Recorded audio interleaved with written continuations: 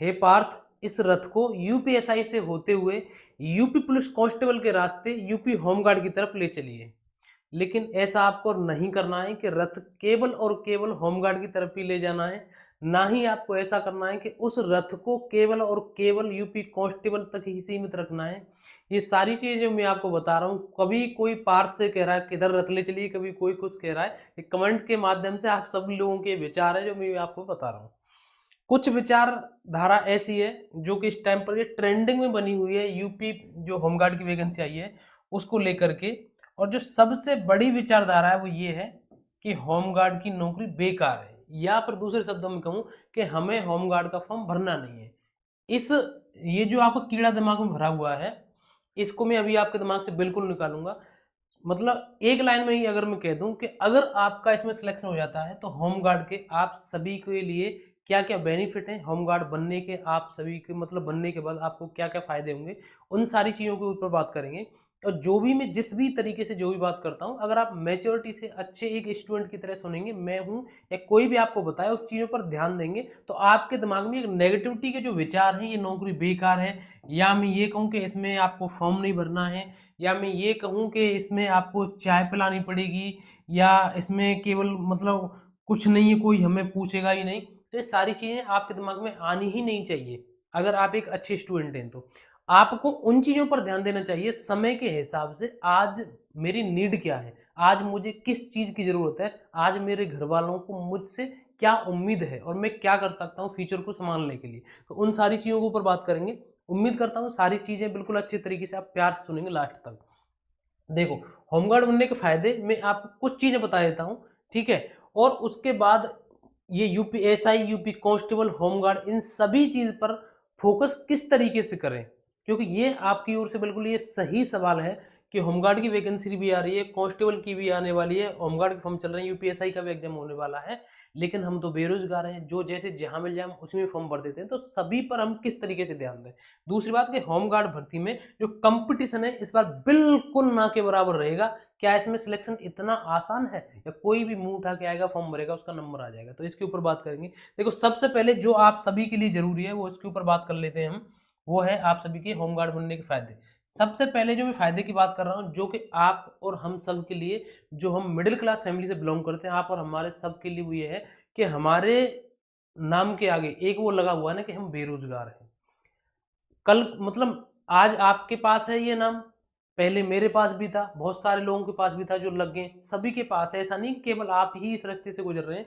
तो सबसे पहले तो मैं आपको बता दूं कि ये आपके जो दिमाग में ये एक टेंशन बनी रहती है आपके या आपके घर वालों के, ये बिल्कुल खत्म हो जाएगी। क्यों? क्योंकि आप एक ऐसे विभाग में जा रहे हैं जहां आपको किसी भी तरीके से ये फील ही नहीं होगा कि आज मैं नौकरी नहीं कर रहा हूं, वो भी अच्छी खासी।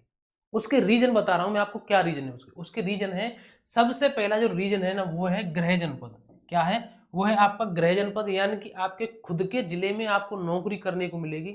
और इस चीज की कीमत आप उनसे पूछ करके देखिए जो घर से बाहर नौकरी कर रहे हैं, जो साल में केवल 2-4 बार ही छुट्टी आते हैं या 3 बार आते हैं। आपका कोई भी भाई बहन कहीं भी दूर नौकरी कर रहा है, उनसे पूछिए। हालांकि कहीं ना कहीं हमारे देश के लिए, हम सब के लिए ही वो सेवा दे रहे हैं, कहीं भी हो, चाहे कोई आर्मी में हो या कोई किसी और डिपार्टमेंट में हो, पुलिस में, कहीं भी उनसे पूछिए कि घर की कीमत क्या होती है। ये आपको चीज़ें छोटी लग रही होंगी, ये मैं बहुत मतलब मन से बता रहा हूँ। इस चीज़ को आप अभी नहीं समझ पाएंगे चाहे आप जितने समझदार हो। इस चीज़ को आप तभी समझ पाएंगे जब आप किसी जॉब में हो, कहीं दूर हो, या आपके घर परिवार में कोई हो, और उसकी जो परेशानी या दिक्कत, जब भी कोई शादी ब्याह प्रोग्राम होता है तो उनसे आप सुनते होंगे, इसको केवल वही फील कर पाएंगे। इसकी कीमत आपको लगने के बाद पता चलेगी। और गृह जनपद में रहने के बाद भी आपकी अच्छी खासी सैलरी। आप एक बात बताइए, आपको होमगार्ड की नौकरी नहीं करनी है, आप किसी दूसरी वैकेंसी में जाएंगे, इसका एक आखिरी बेनिफिट, आखिरी नहीं है मतलब बहुत सारे बेनिफिट है, ये तो मैंने आपको मुख्य मुख्य लिख दिए हैं। अगर आपके लिए मैं बनाना चाहूँ तो इस फायदे के लिए इसके ऊपर बहुत लंबी एक वीडियो बना सकता हूँ। बहुत सारे बेनिफिट है होमगार्ड के। ये हमारे सोचने का और देखने का नजरिया होता है, हम कहाँ पर किस चीज को देख रहे हैं। आपके दिमाग में वो चीज आ रही है कि ये काम करना पड़ेगा, होमगार्ड की वैकेंसी है, ऐसी है वैसी है, वो सारी की सारी बेकार की बातें हैं। पुलिस बनने का मौका, जब आपकी 3 साल की सर्विस हो जाएगी, जब आपकी 3 साल की नौकरी हो जाएगी, आपको सीधे यूपी पुलिस कांस्टेबल में, सीधे यूपी पुलिस का जो न्यू वैकेंसी आई कांस्टेबल की, उसमें आपको छूट देखने को मिलेगी, बहुत कम कट ऑफ जाती है, जमीन आसमान का अंतर रहता है कट ऑफ में, जो आपकी डायरेक्ट वाले जो लड़के होते हैं उनमें और होमगार्ड की कट ऑफ में। आप नहीं विश्वास हो रहा हो तो आप लास्ट कट ऑफ उठा करके देख लीजिए। अब एक बात बताइए, मैंने मान लिया कि आप होमगार्ड का फॉर्म नहीं भरेंगे, ना ही आप इसमें सिलेक्शन लेंगे, आपका कल को ये हो जाता है कि ना तो आपका यूपीएसआई में नंबर आया ना कांस्टेबल में आया, फिर आप क्या करेंगे? आप ये तो नहीं कर सकते कि आप निकम्मे बिल्कुल घर बैठे रहेंगे आराम से, कुछ ना कुछ तो आपको करना पड़ेगा। अगर आप किसी के लिए नहीं करेंगे तो कम से कम अपने खुद के पेट के लिए, अपने खुद के लिए तो कुछ करेंगे, कहीं तो आप कोई ना कोई प्राइवेट जॉब, कोई नहीं कोई कुछ तो करेंगे। आप एक जॉब मुझे ऐसी बता दीजिए प्राइवेट, जिसमें देखो आपको गृह जनपद में ही पोस्टिंग मिल जाए, इसके बराबर इसी तरीके से अच्छी सैलरी मिल जाए, आपके दिमाग से बेरोजगारी का बिल्कुल जो ठप्पा बना हुआ है वो बिल्कुल निकल जाए, और सबसे बड़ी बात कि पुलिस में आपको लगने का, एक सरकारी नौकरी में लगने का आपको एक मौका मिल जाए, और पुलिस के साथ रहने के लिए मिल जाए। ऐसी कौन सी नौकरी होगी?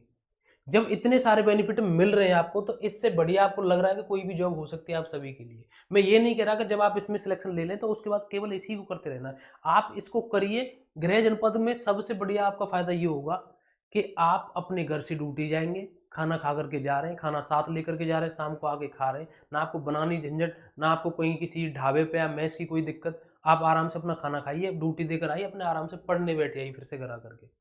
और आप उसके बाद अगर आपके अंदर वो ताकत है, आपके अंदर वो जुनून है, तो फिर से सिलेक्शन ले लीजिए, कौन रोक रहा है? तो इन नेगेटिव चीज़ों से बिल्कुल बच करके रहिए। सैलरी आप सभी को पता है, इसमें बताई गई है कि 600 रुपये ये तो बेसिक है, प्लस इसमें आपके जो और भी जो भत्ते रहते हैं वो लगते हैं, ठीक है? तो लगभग आपकी जो सैलरी है वो लगभग 27 से 28 हज़ार के आसपास आपकी मंथली बन जाती है, जो कि अपने आप में बहुत सैलरी रहती है। अब आप ये कहेंगे कि आपकी कितनी है भैया, इसको ही आप इतनी बहुत बता रहे हैं, तो मैं ना तो गृह जनपद में रह रहा हूँ, ना मुझे घर का खाना मिल रहा है, ना मैं घर वालों के साथ रह रहा हूँ, ना उनके पास रह रहा हूँ, ना आपका जो आप वहाँ रहेंगे, ना तो आपको किराया देना, ना खाने का खर्चा रहेगा, ना कुछ भी रहेगा, ठीक है? तो इसलिए अपने आप में बहुत सैलरी मानी जाएगी आपकी। दूसरी बात आप बात करते हैं कि ये चीज़ें आप अपने दिमाग से निकाल दीजिए, और फॉर्म हर वीडियो में बता रहा हूँ, हर वीडियो में रिक्वेस्ट कर रहा हूँ कि आप इसका फॉर्म अवश्य और ज़रूर भरें। नीचे बात करते हैं UPSI, UP police constable, home guard की। आप एक चीज़ बताइए, इसमें अगर हम फोकस करने की बात करें, यूपीएसआई और यूपी पुलिस कांस्टेबल, इसमें आप सभी को पता है, इसमें कुछ मतलब चैप्टर इधर उधर ऊपर नीचे छोड़ करके बाकी लगभग सेम सिलेबस है बिल्कुल, यूपीएसआई में भी और यूपी कांस्टेबल में भी। अब वैकेंसी आई है आपकी यूपी होमगार्ड की, और इसमें भी जो आपका सिलेबस है वो है जीके का, जो कि इन दोनों में है, और एक ऐसा सिलेबस है जो आपने बहुत अच्छी तरीके से पहले पढ़ा है, या अगर आप कांस्टेबल की तैयारी करना चाहते हैं या चाहते थे तो उसमें भी आपको पढ़ना पड़ता। तो ऐसी कोई नई सब्जेक्ट नहीं आई अलग से, इंग्लिश आती या कुछ स्टेनो पूछी जाती है इसमें आपसे, या कुछ और सब्जेक्ट पूछा जाता है, या कुछ कोई भी स्किल टाइपिंग वगैरह स्टेनो कुछ भी, तो ऐसा तो कुछ है नहीं। तो वही जीके है, बस इतना है कि मैं आपसे हर बार कहता हूँ ये कि भले ही हम 2-3 वैकेंसी ऐसी हों जिनका सेम सिलेबस हो, हम सिलेबस पढ़ रहे हैं, लेकिन उनमें थोड़ा सा अंतर करने के लिए कि ये हमें एग्जाम देना, उसके लिए हमें क्या करना पड़ता है, उसके लिए हमें पीवाईक्यू देने पड़ते हैं। तो यूपीएसआई के पीवाईक्यू से आप अपना लेवल का आकलन कीजिए और उसी हिसाब से अपनी प्रैक्टिस कीजिए। जिस मॉक टेस्ट में जिस टॉपिक में आपके नंबर कम आ रहे हैं उस पर फिर से विशेष करके ध्यान दीजिए। इसी तरीके से आप कांस्टेबल में कर सकते हैं।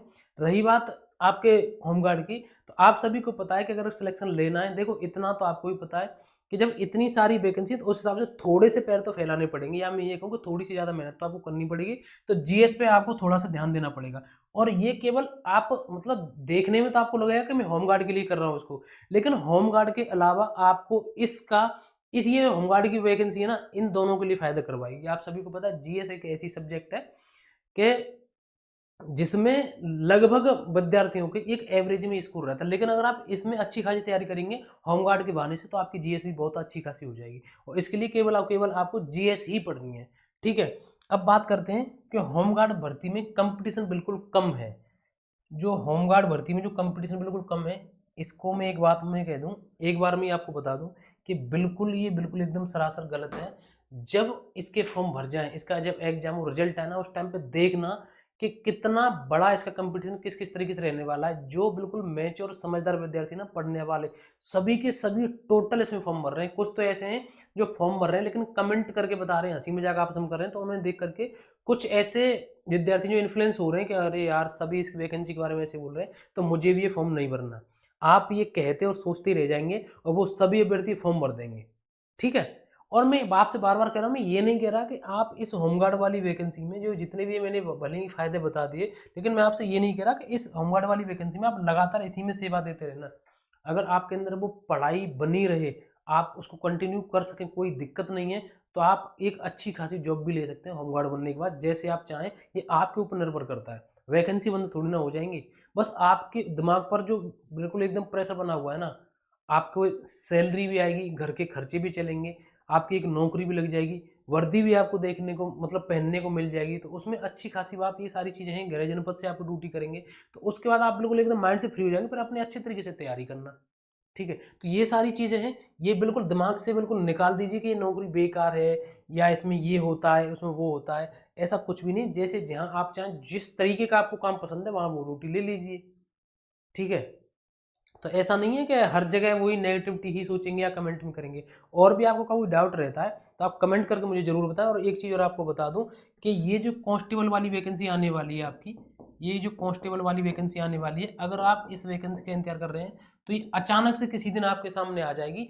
अगर आपका सिलेबस अभी तक आपने शुरू नहीं किया है, या भले कितने भी टाइम से पढ़ते आ रहे हो, अगर आपने इस पर ध्यान नहीं दिया है तो आप बहुत पीछे रह जाएंगे। क्योंकि केवल पढ़ाई कंप्लीट कर लेना ही हमारा मतलब असली कर्तव्य नहीं है। पढ़ाई कंप्लीट करने के बाद हमें ये भी देखा जाता है, एक अच्छी पहचान होती है हमारे पढ़ने के तरीके की है कि जिस एग्जाम की हम तैयारी कर रहे हैं उसमें क्या चीज़ पूछी जानी है और क्या चीज़ नहीं पूछी जानी है, ठीक है। तो उसके लिए अच्छी तरीके से तैयारी करिए। और यूपीएसआई वाली भी आप सभी की तो डेट आ गई है, तो उसके लिए अच्छी तरीके से तैयारी करिए। और मैं आपसे फिर बार बार रिक्वेस्ट कर रहा हूँ यूपीएसआई वाले और कांस्टेबल वालों से कि आप यूपी होमगार्ड को जरूर भर देना, ठीक है। और भी आपको कोई डाउट रहता है आप कमेंट करके मुझे बता सकते हैं। आज मुझे बस फिलहाल यही जानकारी देनी थी आप सभी के लिए। आज के लिए बस नहीं, वीडियो अच्छी लगी तो प्लीज़ वीडियो को लाइक करके चैनल को जरूर सब्सक्राइब कर देना। मिलेंगे नेक्स्ट वीडियो में। जय हिंद, नमस्कार, राम राम।